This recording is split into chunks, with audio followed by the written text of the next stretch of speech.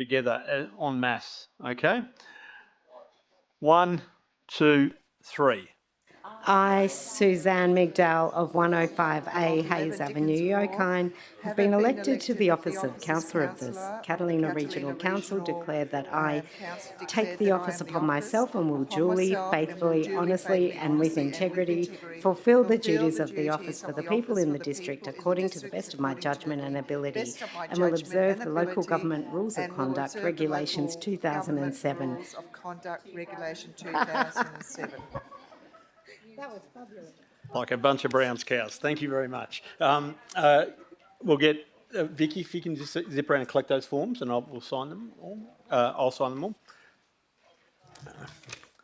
Okay, so before we open the meeting, I'd just like to say, first of all, congratulations to each and every one of you for being selected by your councillors to be a representative on Catalina Regional Council. We're at a really exciting time of the project. We're about 90% done, and I think this will probably be the last swearing-in ceremony ever of the Catalina Regional Council, because by the time your term finishes, the rate we're going, the project will be well and truly done and dusted. So congratulations first up. And welcome to what is a pretty exciting project to be working on it right now.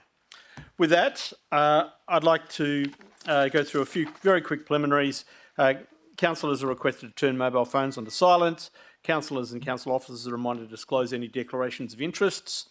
Audio recording of the meeting is prohibited unless prior approval has been granted, and we are live streaming the meeting as we're a Band 2 council, and all councillors are requested to activate their microphones. It's the right button on the microphone to activate that when addressing the meeting to assist with the recording.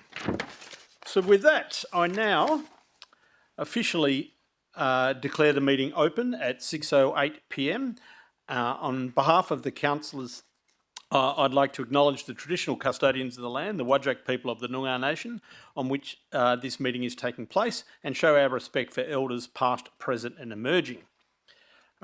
Apologies and leave of absence. I haven't received any as yet. We do have a council meeting in early December. Is there anyone requesting a leave of absence for the December meeting?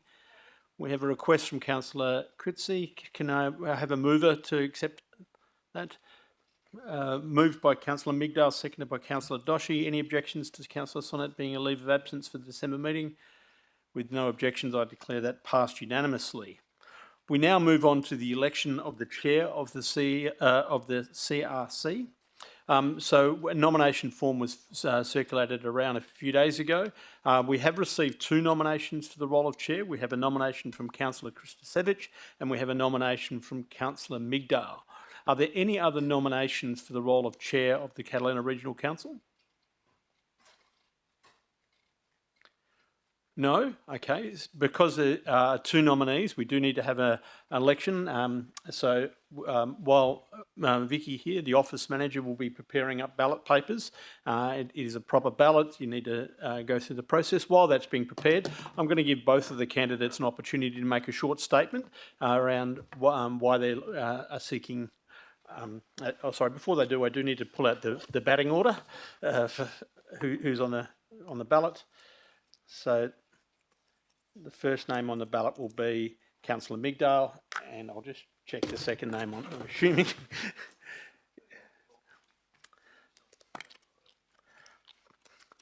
And the second name is, of course, Councillor Kristasevic. Given Councillor Migdal was first name on the ballot, I'll ask you to make your statement first. Thank you, Mr. CEO. I did attempt to contact you all, and some I wasn't able to speak with, so I emailed. I'm very proud to say I'm actually the longest serving committee member here on Catalina Regional Council, formerly Tamala Park Regional Council. I have had the honour of being deputy chair on this committee, though never the honour of chairing this committee. I have 6 years experience in chairing committees at City of Stirling, so pretty dab hand when it comes to chairing, and a wealth of knowledge about the project and the history of the project and as it stands today.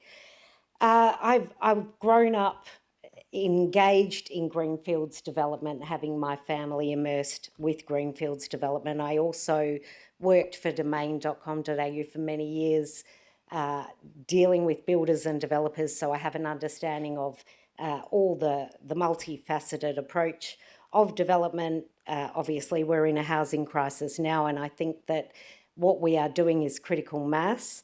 It's really important that all of our member councils are respected, understood, their needs understood, and that we work on behalf of all member councils, all 7.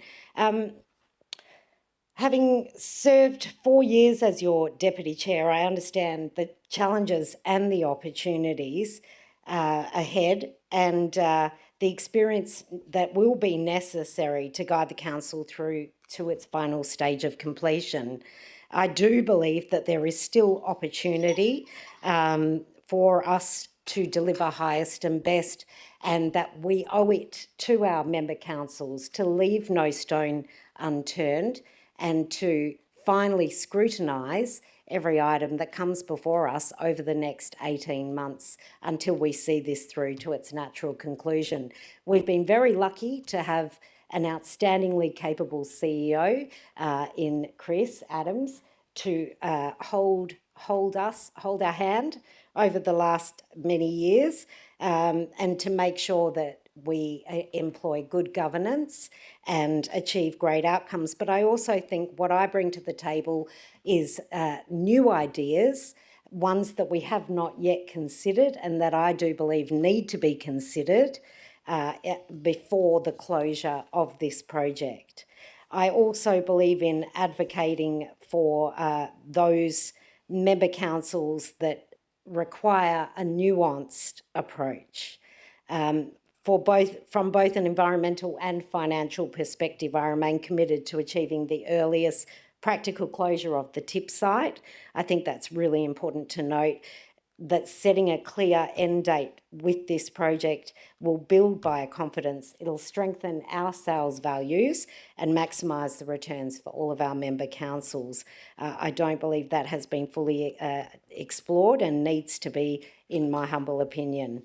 If I am given the opportunity to be chair, I will certainly lead with energy and purpose and ensure that the highest and best outcomes have achieved. Lastly, over the last 8 years, we have seen a rotation of chair every second year at election, which I think has been fantastic for the committee, as we've seen different members bring different skill sets to the table. So not having had the opportunity of being chair thus far, I humbly ask this will be my last final opportunity to push through to the end with Chris's capable tutelage, and I ask for your support tonight. Thank you. Thank you, Councillor Migdal. Councillor Christosevich. Thank you very much, Mr. CEO. Look, firstly, obviously, it's a pleasure and an honour on behalf of the City of Stirling to have been re-elected to Catalina Regional Council, and I congratulate each and every one of you. Some of you, obviously, for coming back from last term, some from previous terms, and some for the first time. So it's a fantastic project. I have been on Catalina now for 4 years, and I've been the chair for the last 2 years. And for those of you that have been on Catalina, at least for the last 4 years, and especially the last 2 years, you would have seen a fair few changes along the way, where we've streamlined the way we run the meetings, introducing strategic meetings. So it's been very much a focus of mine in terms of working with the CEO closely over the last 2 years to see how we can improve the processes, to improve the outcomes for Catalina. And we meet on a regular basis to discuss the issues that are coming up on the agenda, to also talk through some of the ideas that the administration have got, and about where I see and where we see some of those sitting before they come to council, so that we can then be fully informed and discuss and get good outcomes there. In terms of where we're heading, over the next 2 years, Catalina will obviously be closing down, and there'll be lots of things to take into consideration, both from the point of view of MRC and the contaminated land, obviously the City of Wanneroo, and the outcomes that need to happen there. So there's a lot of discussions and a lot of work that needs to go into making sure that this last little bit, which is probably the most important, yes, it's great to get all the money, but I think we're at the pointy end. From my perspective, for those of you who don't know my background, I'm an accountant by background. I've worked in banking, insurance, taxation, and I was obviously a state member of parliament for 12 and a half years, and on the City of Stirling Council for 4 years, just being newly re-elected. And so from that perspective, I think, having had that experience over 4 years, but more so as the chair for the last 2 years, I'm across all of the issues, I understand what's going on, and obviously together we can work through those, but I think I'm a good advocate and a medium, not just between us and the CEO, but also with the other councils that we need to talk to try and get those outcomes. So thank you very much. Thank you for that. Now, Vicky's going to distribute the ballot papers. This is preferential voting, so if you can, so you can either tick one box or number it 1 and 2. So can you fill your form in and we have a ballot box here. We'll walk around with a ballot box. If you can just fold it in half and we'll put your...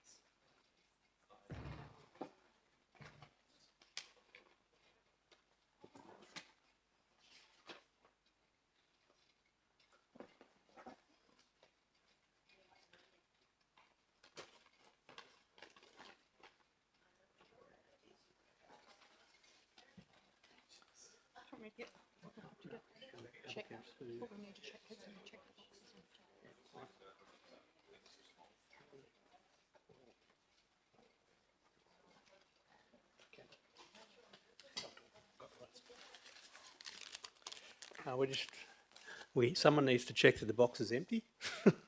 So, thank you. And we have 12 votes. I can now advise that I'll declare the election, and the winner of the chair of the CRC for the next 2 years is Councillor Krista Sedich.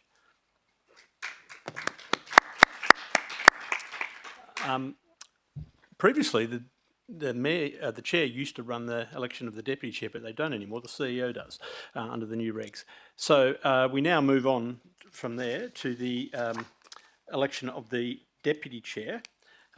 Similarly, we have had some nominations received. So I have 2 nominations on my desk, and I'm aware. So I have a nomination from Councillor Christopher May, and I have a nomination from Councillor Raj Doshi. Oh, sorry. Apologies. Apologies. Sorry. I have a nomination from Councillor Hutton, supported by Councillor May, and I have a nomination from Councillor Doshi, nominated by Councillor Doshi. And Councillor Migdal has indicated that she would like to run as deputy chair as well. Similarly, we'll do the quick pulling of names out of the hat, and then we'll give people the opportunity to speak as deputy. Sorry, through you, CEO, in light of Councillor Migdale's decision to nominate as deputy, I'm going to withdraw my nomination. Okay. Thank you. I accept his withdrawal. Thank you very much. So we have 2 nominations. I'm just clarifying, Councillor Doshi and Councillor Migdal both would like to nominate for deputy? Okay, we'll just draw the names out of the hat.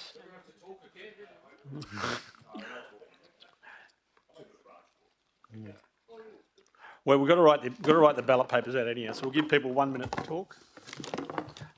I've got to give Vicky the time to write 12 ballot papers. And the order is Councillor Doshi number 1 on the ballot, and Councillor Migdal number 2. Yep. So it's Roshi and Migdal. And on that basis, just if you'd like to say a few quick words, Councillor Doshi. Oh, quick words. Okay. I obviously haven't been the deputy on this council, so it would be new for me in that regard. However, I was on the Catalina Council last term, so that would be good for continuity. It's a great team and I get on with everyone, which I think is always very important. And the project's a really interesting one to be a part of. For me, gender balance is really important on councils. So I advocate very strongly for gender balance when it comes to council roles. I have an 100% attendance record. So I've attended every single meeting and everything external outside of that where possible.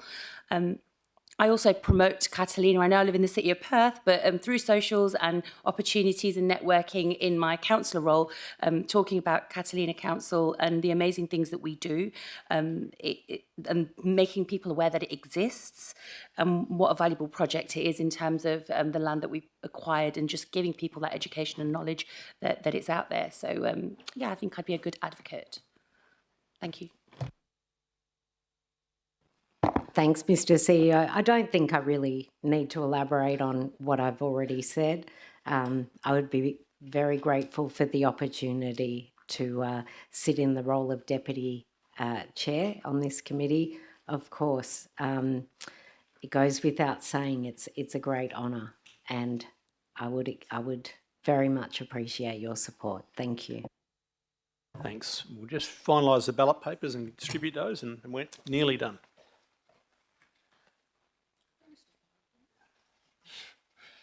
I've been told not to stand over it.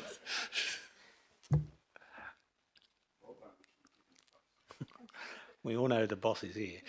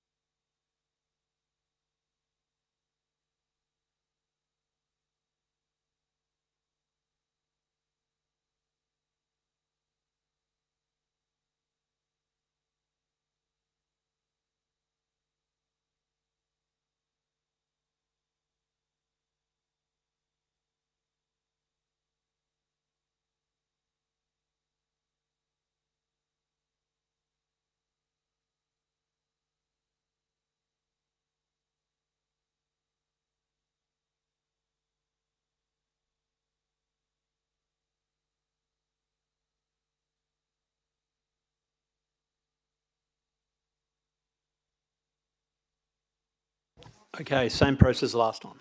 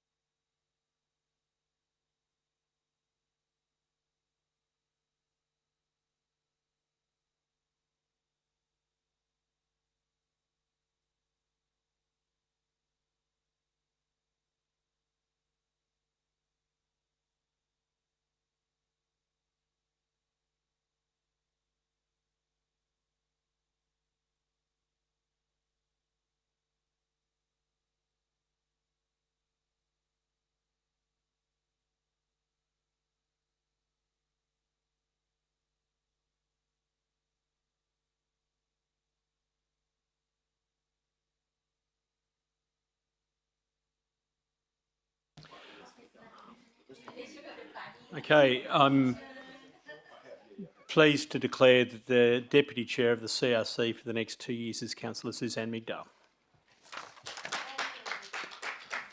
Just Okay, going to steal a little second to say thank you, everyone, and also it's wonderful to have our new councillors on board. I look forward to getting to know you and working with you.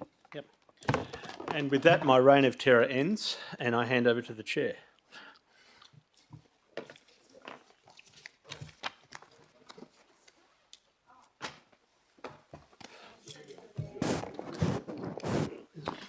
Got a run sheet there for you. Sorry? We've got a run sheet. You're at number 4. Another 4. Right, let me just grab that out.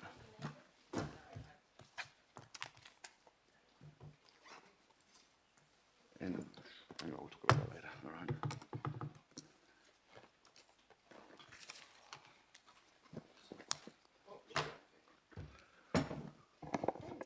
Congratulations. All right, we move on to item number 4, which is disclosure of interest. We haven't received any. Does anybody have any disclosures of interest for this meeting? I'm assuming no. Thank you. We'll move on. Number 5 is the public statement and question time, of which there is nil. Number 6, announcements by the Chair without discussion, other than obviously to thank you for electing me as the Chair. Congratulations to Councillor Migdale, and welcome to the new members here. Hopefully you'll come afterwards for something to eat and a drink at the back, and we'll get to know each other a little bit better. And I look forward to bringing you all up to speed with where we're at with the project, and obviously listening to any suggestions or ideas you've got on how we can improve our processes and our way forward. But no doubt you'll share those during the strategy sessions. But that's all I've got to say for now. Number 7, petitions. There are nil. Number 8 is the election of the Audit, Risk and Improvement Committee. Now, we've got at minimum, is it minimum 6 or is the 6th the number? No. Through the Chair, it's a minimum of 3, but we've had up to 6. Yeah. So, and through the Chair, we have had an independent chair for this committee previously. Their term expired in October, so the recommendation is to seek nominations for an independent chair and deputy chair, which we're required to have 2 independents on there now as a Band 2 council. yeah, and a quorum is half the people showing up. That's correct. A quorum is half the people.